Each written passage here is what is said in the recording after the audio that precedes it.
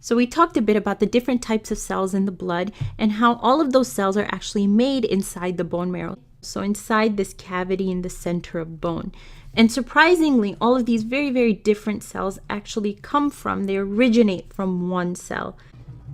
And that's this cell that I'm drawing in over here. And as we talked about before, this cell is called a hematopoietic stem cell. And this hematopoietic stem cell is responsible for creating all of the different cells in the blood. So instead of talking about it, I'm just going to draw that. I'm going to draw this hematopoietic stem cell creating a blood cell. And this could be any type of blood cell. But we know that since this cell was just made, it was just created, it's an immature cell. This is an immature blood cell. And we have a name for immature blood cells. We call them blast cells. So this is an immature blast cell. And these immature blast cells are really big cells, and they have these really large nuclei. So as you can see, the nucleus takes up pretty much the entire cell.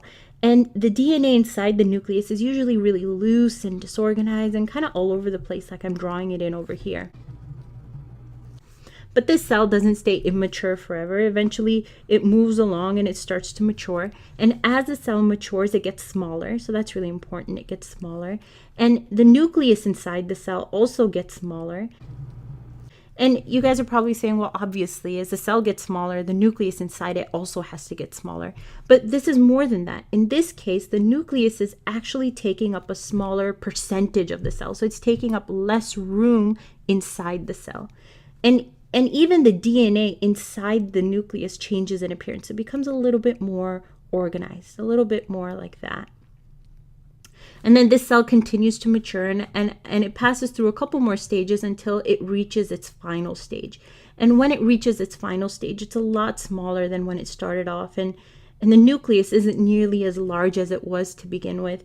And the DNA is really neatly packaged and compacted inside the cell's nucleus, kind of like that. And so this is a mature blood cell. This is a mature blood cell. And the process that I just drew out over here is what normal blood cell maturation looks like. And we throw that word around a lot. We talk about cell maturation all the time. In fact, in this video, I must have mentioned it like 5 or 6 times already. But we rarely talk about why cells go through this process of maturation. So they go through this process so that at the end, they can become specialized. So they can become mature, specialized cells. And by specialized, I mean that the cell is able to perform a specific task. So for example, if we were looking at immature lymphoblasts over here, by the time they were finished maturing into lymphocytes, they would be able to perform certain immune functions. So they'd be able to protect our body against invading organisms. So that's the whole purpose of cell maturation. So this hematopoietic stem cell continues to make more immature blood cells that then mature into these cells that are able to do their job. And the hematopoietic stem cell does a really good job of doing that so that we end up with lots of new blood cells every single day. But every once in a while, very rarely actually, this hematopoietic stem cell messes up and it makes an immature blast cell that's just weird and it's not normal. And so that's the cell that I'm drawing in over here. And this is the cell's nucleus. And this is the DNA inside the nucleus. And I know what I've drawn looks like a normal blast cell. In fact, it looks almost identical to all the other immature blast cells that I've drawn. But it doesn't function like a normal cell. Specifically, it doesn't mature like a normal cell. So it can't move on to the next stage of development. It's almost as if there's a stop sign over here. Stop sign. And so this cell is stuck in the immature blast stage, right? And the reason why it's stuck is because there's a problem inside the cell's nucleus, where one of these genes or segments of DNA becomes mutated. And that gene is usually very important for helping the cell mature. So that when the gene becomes mutated and it stops working the way that it should, this cell then stops maturing the way that it should. And that's the first thing that happens in leukemia. This immature blast cell loses the ability to mature.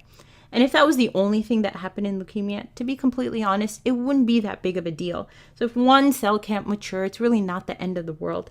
But then unfortunately, this cell acquires another mutation. Okay, and I'm putting that in a different color. And this time, the mutation is in a gene that's really important for controlling cell division. So that when that gene becomes mutated and it stops working the way that it should, these cells lose control of how many times they can divide. And that leads to a picture like this, where you end up with lots of these immature blast cells accumulating and piling up. And as you can see, these cells that are piling up have the same mutations as that original weird blast cell. So they too are unable to mature, and they're dividing rapidly and out of control. Okay, so when we talk about leukemia, this is the process that we're talking about. We're talking about an immature blast cell, right? Our leukemic cell that first loses the ability to mature and then loses control over how many times it can divide. And because of that, you end up with a situation where you have lots and lots of these immature blast cells and very few of these mature specialized cells. Okay? And so you guys might be saying, well, that's not a problem. The hematopoietic stem cell can then just create some more normal blast cells that'll mature and make up for the shortage in our mature specialized cells. And you'd be completely right. The hematopoietic stem cell should be able to create more normal blast cells, but it doesn't. And to explain why it doesn't, we'd have to take a look at bone marrow. So imagine that we were looking at bone marrow over here, and this was a population or a group of normal blood cells. And then on this side, we have our weird leukemic blast cells, okay, that we said aren't able to mature. And we also said that they start dividing very rapidly. So that very quickly leads to these leukemic cells taking over the bone marrow. And that's a problem because bone marrow is a contained cavity. So there's a very limited amount of space, nutrients, and growth factors. And these cells inside the bone marrow are constantly competing for these resources. So as you can probably imagine, if these leukemic cells are dividing really rapidly, they take up all of these resources for themselves, and they leave behind very little for all the other cell types. And that's why the hematopoietic stem cell doesn't create more normal cells. It's because it doesn't have the space, the nutrients, and the growth factors to be able to do so. So that's why when you have a patient with leukemia, if you take a look inside their bone marrow, you see that the bone marrow is almost overtaken by these leukemic blast cells. And you see a decrease in the number of all the other types of cells.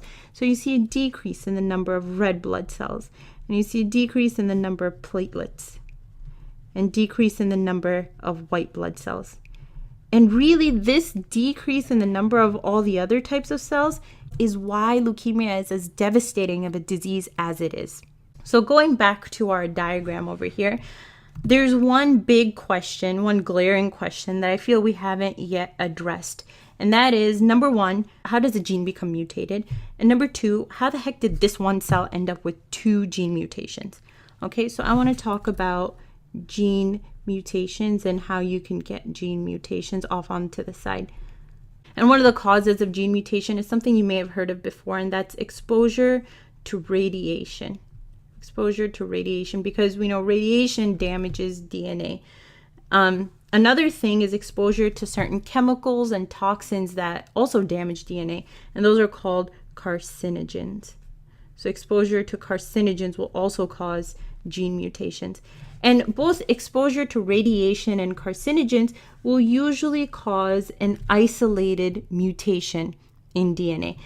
So for example, if this was a strand of DNA and it was exposed to radiation or carcinogens, you'd usually end up with one gene being mutated, okay?